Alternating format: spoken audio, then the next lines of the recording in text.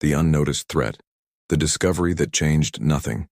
The Galactic Council chamber fell silent as Ambassador Vextrin of the Krillori Empire displayed the holographic data before the assembled representatives.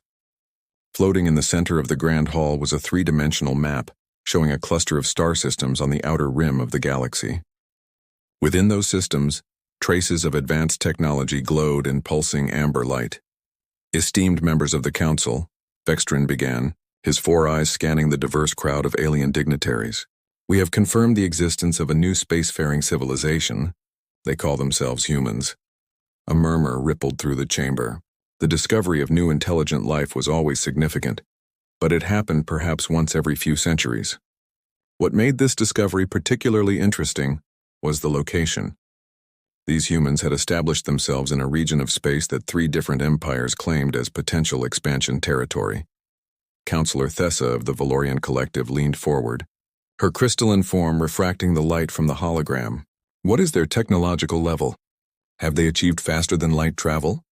Yes, Vextrin confirmed, and their energy signatures suggest weapons capability, planetary shields, and what appears to be a growing colonial network.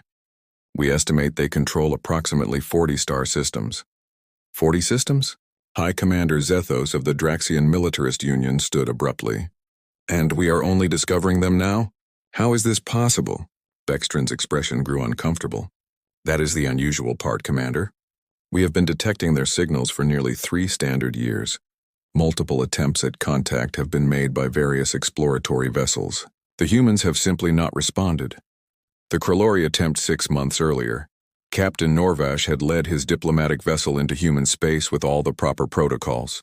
His ship broadcasted friendship messages on every known frequency, displayed peaceful intentions through the universal mathematical sequences, and even transmitted samples of Krillori music as a cultural offering. The human vessels he encountered simply flew past him. Not aggressively. Not defensively. They just continued on their trajectory as if his ship did not exist. When Norvash moved to intercept one of the human cargo vessels, it altered course slightly to avoid collision and continued on its way. No communication. No acknowledgement. Nothing. Frustrated, Norvash had followed the cargo ship to a human space station. Surely there, he would find someone willing to engage in first contact protocols. The station was massive, easily 3 times the size of any Krillori station, and bustled with activity. Hundreds of ships came and went. Construction drones worked on expanding sections. Everything indicated a thriving, organized civilization. Norvash docked at what appeared to be a visitor's bay. He and his crew disembarked, following all diplomatic procedures. The human station personnel glanced at them, made what Norvash could only interpret as mild expressions of curiosity, and then went back to their tasks. One human in what appeared to be a maintenance uniform actually walked past Norvash's 7-foot-tall, 4-armed frame while reading from a handheld device, not even looking up. When Norvash finally managed to approach what seemed to be an information desk, the human behind it looked at him with tired eyes. Do you have docking clearance? I am Captain Norvash of the Krillori Diplomatic Corps, he announced formally. I represent the Krillori Empire and seek to establish formal relations between our peoples. The human blinked. Okay, do you have docking clearance? What is docking clearance? The permit that allows you to dock here. You need to file for it through the Colonial Administration. How do I do that? The human sighed and tapped on his device. I just sent you the form. Fill it out and submit it. Processing takes 4 to 6 weeks. Weeks? But I am here now for diplomatic purposes. Yeah, you still need clearance. Next, please. The human looked past Norvash to someone else in line. Norvash left human space 3 days later, utterly baffled and without having accomplished anything resembling first contact. The Valorian approach. The Valorian Collective prided itself on patience and understanding. When they learned of the Krillori failure, they decided to try a different approach. Instead of direct contact, they would observe and learn about human culture first. Valorian scouts spent months monitoring human communication networks. What they discovered was bewildering. Humans seemed to be in a constant state of disagreement with each other. Their networks were filled with debates, arguments, competitions, and what the Valorians could only describe as organized chaos. They argue about everything, Scout leader Myrna reported to her superiors. Their governmental structures, their entertainment preferences, the proper way to prepare their foods, whether certain clothing items are appropriate. They seem to spend more time disagreeing with each other than anything else. Perhaps they are in a state of civil war, her commander suggested. No, that is what makes it strange. All this disagreement, yet their civilization continues to function and expand. They build new stations, establish new colonies, advance their technology. It is as if the disagreement is somehow part of their normal operation. The Valorians decided that humans must value philosophical discourse above all else. Surely, a species that debated so passionately would appreciate a carefully reasoned argument for why joining the Galactic Council would be beneficial.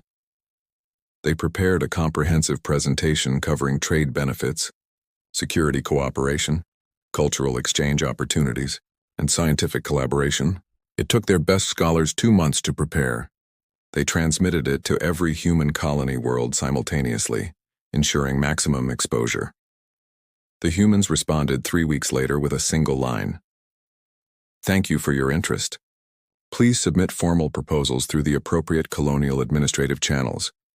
When the Valorians asked which channels those were, they received links to 40 different governmental websites, each belonging to a different human colony, each with different submission requirements, and each stating that they could not speak for other human colonies. The Draxian confrontation.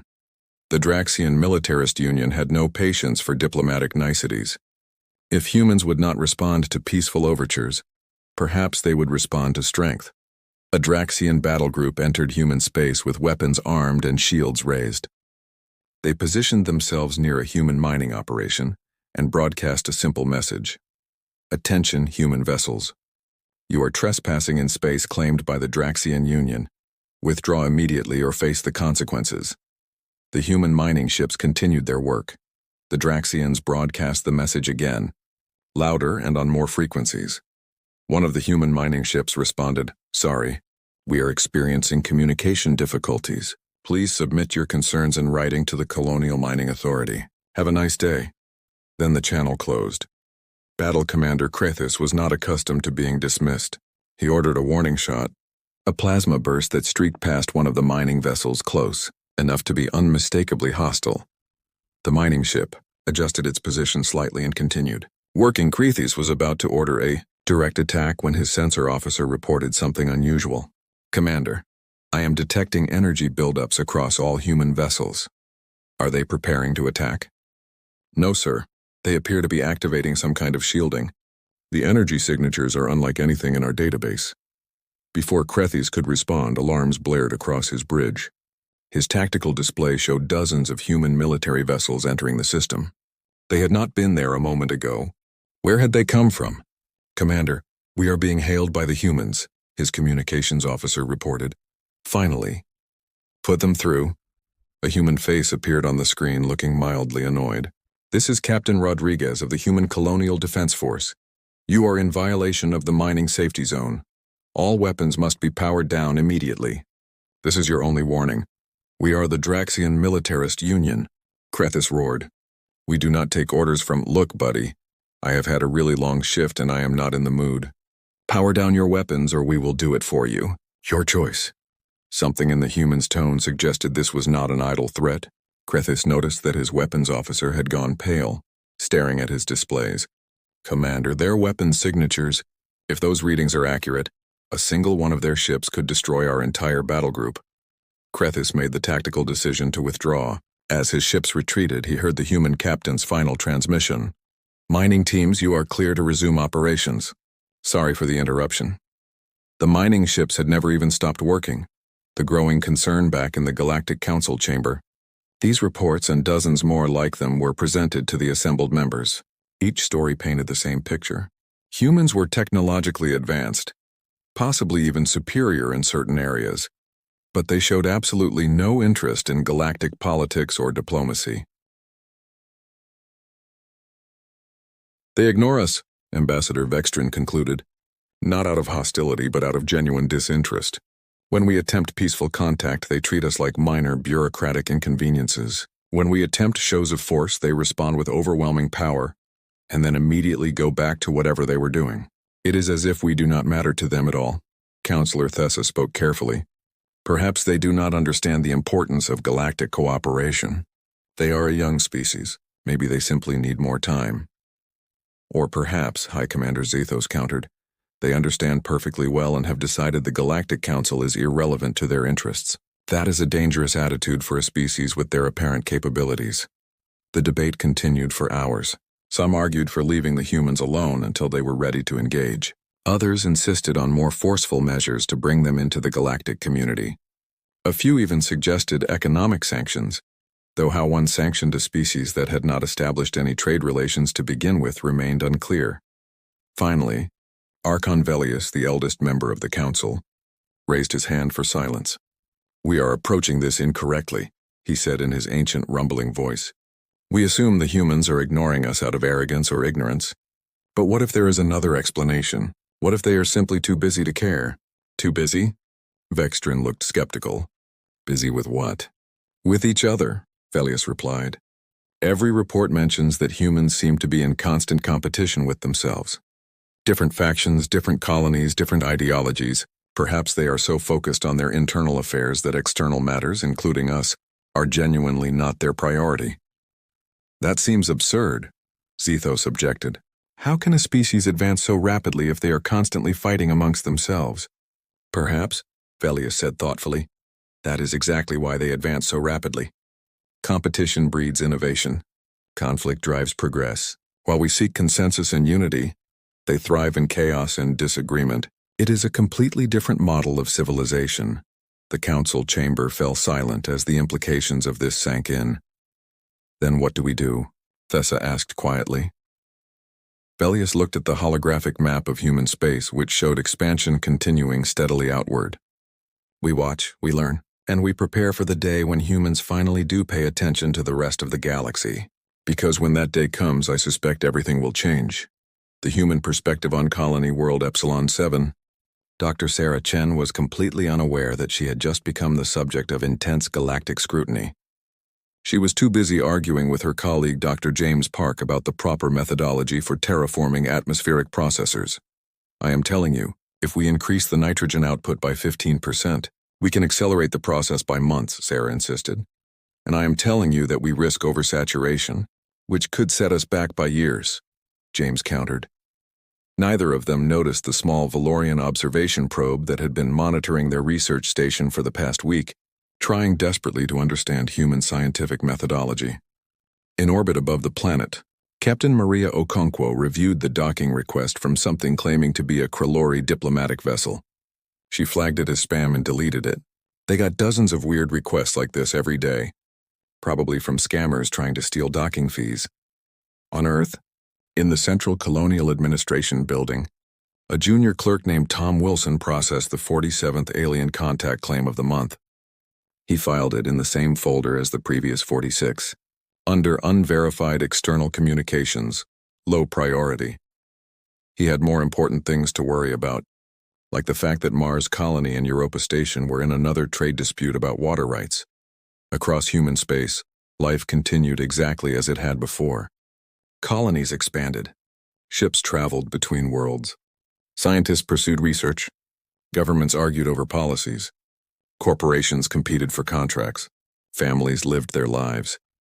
And absolutely none of them realized that the entire galaxy was watching them with growing fascination and concern. The galaxy had tried to get humanity's attention. Humans simply had more important things to do. The awakening, the crisis, no one expected. The void rifts appeared without warning across 17 star systems simultaneously. They were tears in the fabric of space itself. Massive gravitational anomalies that disrupted faster than light travel, destroyed any ship that ventured too close, and seemed to be growing larger with each passing day. The Galactic Council convened an emergency session. Panic had replaced the usual diplomatic formality. The affected systems included major trade routes that connected half the galaxy. If the rifts continued expanding, entire sectors would become isolated, cutting off billions of beings from essential supplies and commerce.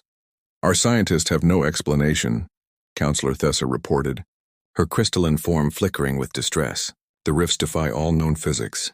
They appear to be stable yet expanding. They emit no radiation we can detect. Yet they tear apart anything that approaches. We have lost 43 research vessels attempting to study them. High Commander Zethos slammed his fist on the table. Then we seal off the affected systems and quarantine the regions until we understand what we are dealing with.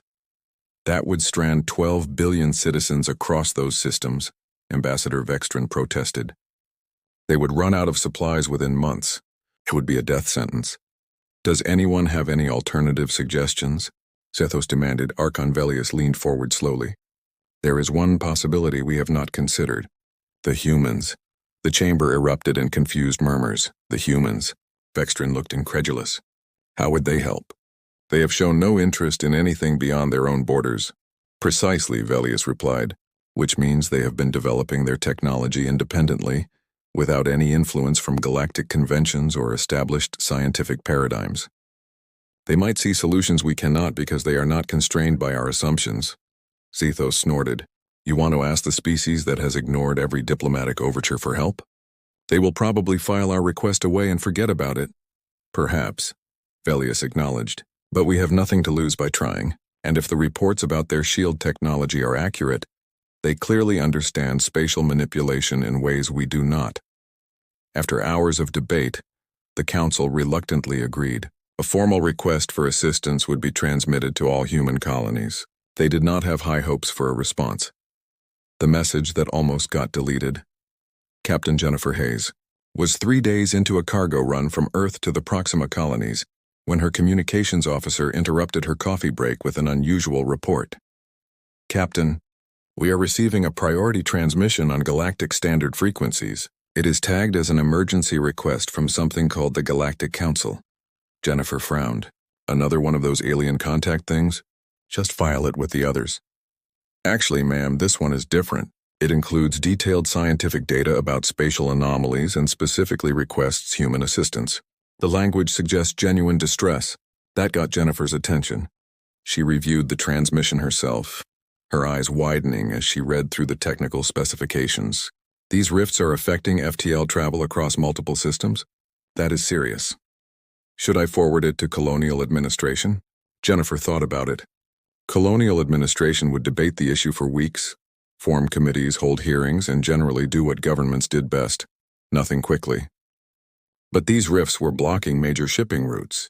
If they spread to human space, it would affect everyone. Forward it to Dr. Lisa Yamamoto at the Stellar Phenomena Research Institute, Jennifer decided. If anyone can make sense of this, she can. And copy Captain Rodriguez at Colonial Defense. He should know about potential threats near our space. Yes, ma'am. Jennifer had no idea she had just made a decision that would change galactic history. She was just trying to make sure her trade routes stayed open. The human response, Dr. Lisa Yamamoto read through the Galactic Council's data 3 times, growing more excited with each pass. This is incredible.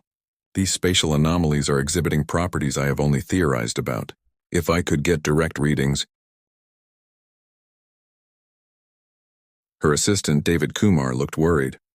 Lisa, these things are destroying ships and threatening billions of lives. Maybe excitement is not the appropriate response. No, you do not understand, Lisa said, pulling up her own research on holographic displays. For the past 5 years, I have been working on a theoretical framework for stable wormholes. The problem has always been containing the gravitational distortion. These rifts are essentially uncontrolled wormholes. If we can understand how they are forming, we might be able to stabilize them, or better yet, close them completely. Can you do that? I have no idea, Lisa admitted cheerfully. But I would really like to try. Get me a ship to the nearest rift location. I need to take measurements. Lisa, those things are in alien space. We would need diplomatic clearance, travel permits, probably a dozen different authorizations. Lisa was already calling Captain Rodriguez. Hey Rodriguez, it is Lisa. Remember that favor you owe me for fixing your ship's shield harmonics? I need a ride to some spatial anomalies in what I guess is alien territory. Can you help? Rodriguez's voice came through with resignation. Dr. Yamamoto, one of these days your scientific curiosity is going to start a war. Is that a yes? Give me the coordinates.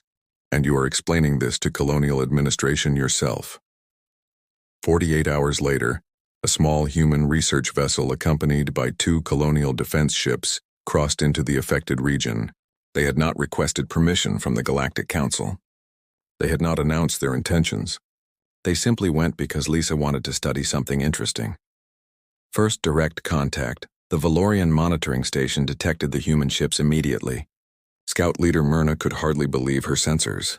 They are heading directly toward Rift 7 at maximum speed, without any apparent concern for the danger. Her commander contacted the Galactic Council urgently. Within the hour, a hastily assembled fleet of Council ships positioned themselves near the rift, ready to observe what the humans would do. They expected the humans would conduct cautious scans from a safe distance, perhaps request collaboration, maybe even turn back when they realized the danger. Instead, the human research vessel flew to within a few thousand kilometers of the rift and stopped. Sensor readings showed the ship deploying dozens of probe drones that flew even closer, taking measurements that made the Council scientists' equipment look primitive by comparison. Ambassador Vextrin watched from his observation ship with growing amazement. They are acting as if this is a routine survey. Do they not understand the danger? Counselor Thessa studied the energy readings from the human ships. Their shields are active. The harmonics are extraordinary. They are somehow using their shield technology to create a protective bubble that negates the rift's gravitational effects within a limited radius. That should be impossible, a Draxian scientist interjected. Apparently, the humans disagree with that assessment, Thessa replied dryly. The Council ships maintained their distance, watching as the humans worked for 3 solid hours. Probes were deployed, retrieved, and redeployed. The research vessel moved around the rift in a careful pattern, taking readings from multiple angles. Whatever they were doing, they were thorough. Finally, the human ships began broadcasting on standard frequencies. A woman's voice came through, sounding excited. This is Dr. Lisa Yamamoto of the Human Stellar Phenomena Research Institute. I am not sure if anyone is listening, but I think I know what is causing these rifts. They are not natural phenomena. They are the result of overlapping FTL wake resonances creating cascading spatial tiers. Basically, too many ships using 2 similar FTL frequencies in the same regions for too long have created a feedback effect. The Council scientists looked at each other in shock. That theory had never even been considered. Lisa's voice continued. The good news is that the rifts can be closed. The bad news is that you will need to completely shut down all FTL travel in the affected regions for approximately 72 hours while the spatial fabric stabilizes. Then you will need to implement FTL frequency rotation protocols to prevent recurrence. I am transmitting the technical specifications now. Data began flooding into the Council ship's computers. Detailed analysis, mathematical models, step-by-step instructions for closing the rifts and preventing new ones. Vextrin stared at the incoming information. They solved it. In 3 hours, they solved a crisis that has stumped our best scientist for weeks. Should we respond? His communications officer asked. Before Vextrin could answer, the human ships were already moving away. Another transmission came through, this time from one of the military vessels. This is Captain Rodriguez. We are heading back to human space. Dr. Yamamoto has other projects she needs to work on. Good luck with your rift problem. And just like that, they left. The Galactic realization. The emergency council session that followed was unlike any in Galactic history. The humans' solution worked perfectly. Within 5 days, all 17 rifts had been successfully closed using the protocols Lisa had provided. Billions of lives were saved. The major trade routes were reopened. The crisis was over. But the implications of how it ended dominated the discussion. They helped us because it was interesting, Counselor Thessa said, still sounding disbelieving. Not because of diplomacy or treaties or mutual benefit. One of their scientists wanted to study the rifts, so they came, analyzed the problem, provided the solution, and left. They did not even wait for thanks, Vextrin added, or request anything in return. They just solved our crisis and went home. High Commander Zethos looked troubled. This makes them more dangerous than I feared. A species that can solve in hours what our combined scientific establishment could not solve in weeks. And they do not care about recognition or reward. They only care about satisfying their curiosity.